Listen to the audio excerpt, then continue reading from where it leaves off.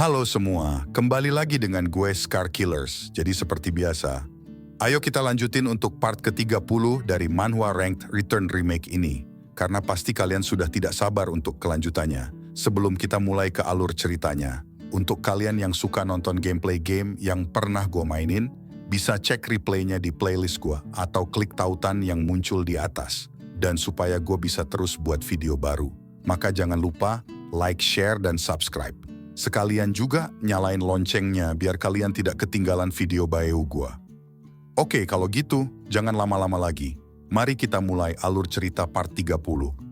Setelah memenangkan pertarungan melawan bos Spider, Kang mendapatkan sebuah item unik bernama Cressel's Curse Tope yang berisi kebencian dan memancarkan aura jahat. Di mana topeng ini menambah defense sebesar 350 dan memiliki efek menambah all stats sebesar 50. Dan yang paling membagongkannya lagi, item ini memberikan efek kepada lawan secara acak dan dapat di-stack hingga 5 kali. Efek yang didapat bisa Burn Frozen, Petrification Bind, atau Bleed. Sesuai elemen yang dikeluarkan item ini, Kang pun berencana menggunakan topeng ini untuk mengganti topeng Ellie Boss. Dan Kang juga telah menaikkan skillnya secara keseluruhan. Dan instant dungeon pun telah terselesaikan. Kang pun mengajak Tangi untuk pergi dari dungeon tersebut. Dan Kang kaget melihat ada lingkaran sihir tepat berada di bawah Tangi dan bersinar terang. Jadi ketika Kang memeriksa item yang didapat dari bos Spider, ternyata Tangi melihat 2 bola berwarna merah dan biru. Awalnya Tangi ingin memberikannya kepada Kang, tapi Tangi tidak kuat dengan bau yang enak dari kedua bola itu. Dan akhirnya Tangi makan keduanya. Ternyata kedua bola itu adalah Essence Elemental Spider Crustle Sapphire dan Ruby yang mengakibatkan tubuh Tangi bercahaya. Tangi merasa jika tubuhnya menjadi aneh dan benar saja pipi Tangi berubah. Menjadi ada bulatan merah dan ekor bulatnya Tangi berubah menjadi biru. Tangi pun terkejut dengan hal itu.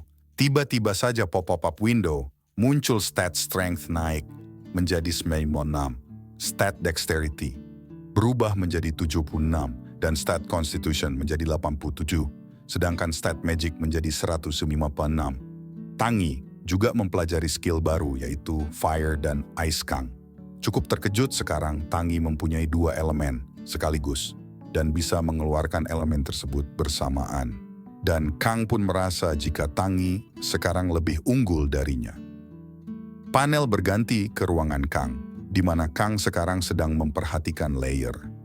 Ketika Kang sedang memberikan video melawan bos Spider, lalu datanglah email dari Kale berisi permintaan dari sponsor yang tak terhitung. Banyaknya semuanya ada 500 proposal sponsor yang harus ditentukan. Secepatnya Kang pun merasa malas jika harus mengecek semuanya. Akhirnya dia memutuskan untuk rehat dan menonton stream di arena. Banyak yang sedang streaming. Di antaranya ada Reina Maron Rain dan bahkan Red Bull sedang streaming juga. Terlihat JT Telekom juga sedang streaming.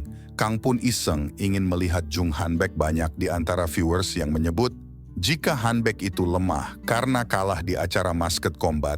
Banyak yang menyuruh dia untuk dipecat yang membuat Kang senyum-senyum sendiri. Karena kesenangan melihat mush besar, Kang tersudutkan. Tetapi Ketu dari JT Telekom berkata jika acara Masked Combat hanya acara TV biasa, di mana Hanbek hanya mengikuti alurnya supaya acaranya menjadi menarik. Dan mereka mengklaim jika ketika ikut acara itu sama sekali tidak menggunakan kekuatan penuh. Dan mereka mengatakan jika pro player seperti JT Telekom tidak mungkin kalah dengan para amatir yang ikut di acara Masked Combat. Dan mereka seakan-akan acara itu hanya skenario belaka. Statement itu membuat Kang murka sampai mau menghancurkan layar monitornya. Dan sekarang Kang pun bertekad untuk menghancurkan JT Telekom beserta semua pro player di dalamnya. Di hari itu juga Kang Hyun-woo membaca seluruh proposal tersebut dan telah memilih menandatangani kontrak dengan brand Mermaid, Rolex, dan Armani. Panel berpindah ke asrama gamingnya JT Telekom. Di sana ada kapten dari JT Telekom, yaitu Kim Jin Yong. Dia berkata, jika dia sudah tidak mau lagi menolong Hanbek lagi, dia melakukannya karena ingin menjaga nama baik tim saja. Hanbek pun berterima kasih atas bantuan dari kapten tim dalam pers conference tadi. Tetapi Hanbek merasa kalau semua anggota tim harus menuruti. Apa kata dia?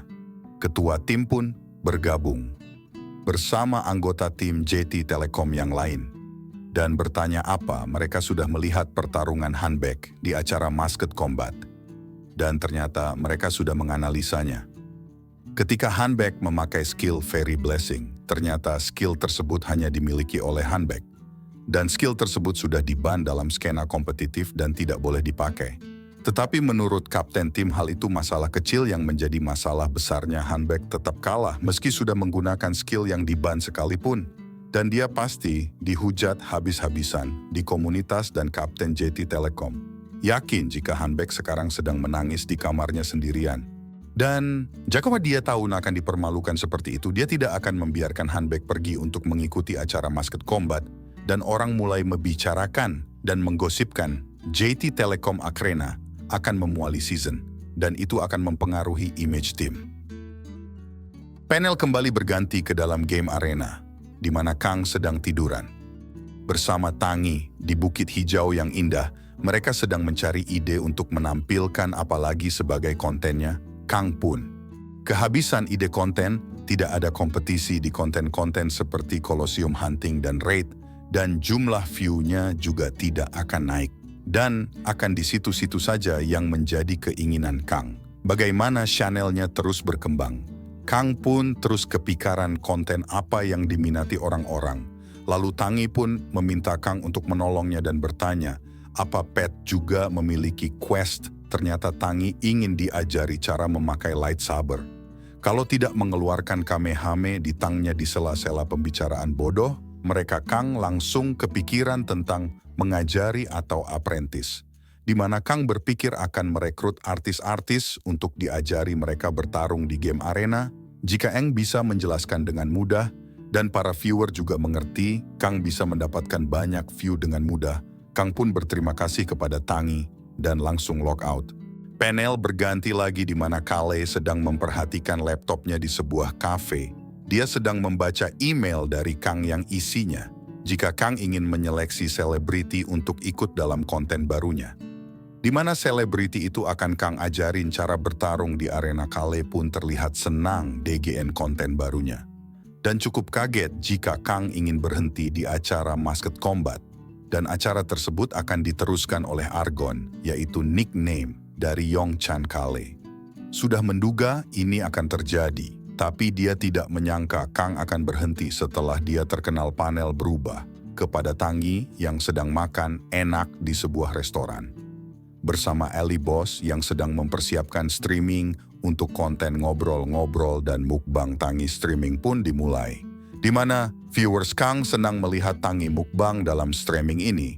Kang sudah menyewa semua isi bar. Dan dia bisa tenang dalam melakukan free talk dengan viewersnya. Kang pun mencoba untuk memberikan topik agar viewers bisa bertanya.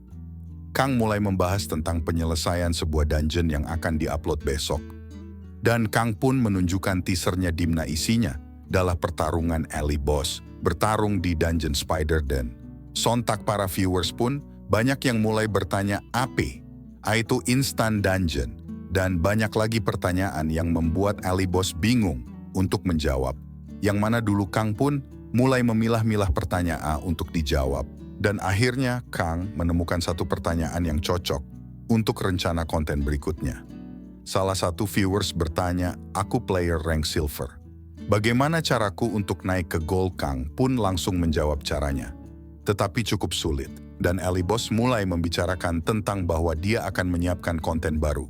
Untuk para player yang berjuang menaikkan ranknya, Kang menyebutkan jika kelas atribut untuk selebritis akan diajarkan langsung olehnya dan langsung promosi bahwa naik ke ranking silver, bahkan gold itu bukanlah hal sulit. Dan untuk para selebriti yang sedang menonton, untuk menyuruh mereka menghubungi pihak Nikkei. Tiba-tiba saja pop-up window donasi bermunculan sangat banyak dan donasinya sangat beragam. Ada yang 2.000 gold sampai 10.000 gold. Kang kaget dengan semua donasi ini. Dia tidak menyangka akan seheboh. Ini Kang pun berterima kasih pada viewernya. Dia berbincang bincang dengan viewersnya selama 3 jam rentetan. Pertanyaan dilontarkan layaknya interogasi yang dilakukan oleh polisi. Dan itu permulaan terungkapnya sedikit tentang Ali Boss. Hasilnya adalah sebuah kenyataan bahwa Ali Boss tidak pernah berpacaran, membuat dia menjadi bahan ejekan dan simpati para viewers. Tiba-tiba saja ada pertanyaan dari donasi. Ada yang menanyakan kapan Ali Boss akan mencoba. Jadi profiler Ali Boss pun dengan pede mengatakan kepada para viewersnya jika dia tidak akan kalah dengan siapapun. Dan Kang mulai menyinggung streaming JT Telekom kemarin, yang menjelaskan jika acara King of Musket Combat hanya permainan untuk anak-anak. Jika player pro seperti JT Telekom menggunakan seluruh kemampuannya, maka para amatir itu akan terbantai, dan Reina hanya mengalah saja pada Ali Boss. Dan Ali Boss pun membuat pernyataan, jika ia akan membantai tim itu, dia akan melakukannya setelah menjadi pro player juga. Secara tidak langsung ini menjadi deklarasi perang. KPD Jung Hanbek Kang sudah menghancurkannya dalam acara Musket Combat. Tapi sesuai dugaannya itu belumlah cukup. Hanbek masih mencari-cari alasan untuk terlihat kuat. Jadi tujuan selanjutnya Kang adalah menghancurkan Jung Hanbek. Di ranah pro player Kang akan menghancurkan dia sampai berkeping-keping. Hingga Jung Hanbek tidak bisa mengatakan lagi kalau dia seorang pro player. Dan hari itu stream ya, selesai. Seperti biasa, seluruh platform komunitas dipenuhi oleh komentar soal streamnya Ali Boss.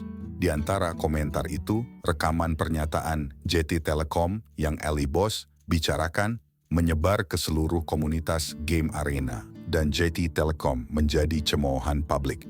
Kang pun sangat puas dengan streamnya. Tadi Kang pun berniat untuk hunting lagi. Tapi ketua Guild New World mengirik sebuah chat yang isinya bahwa dia menemukan sebuah dungeon di Devil Valley dan ingin mengajak Ali Boss untuk menyelesaikan dungeon itu. Dan Ali Boss bertanya kenapa dia diajak, karena masih banyak player hebat di Guild New World.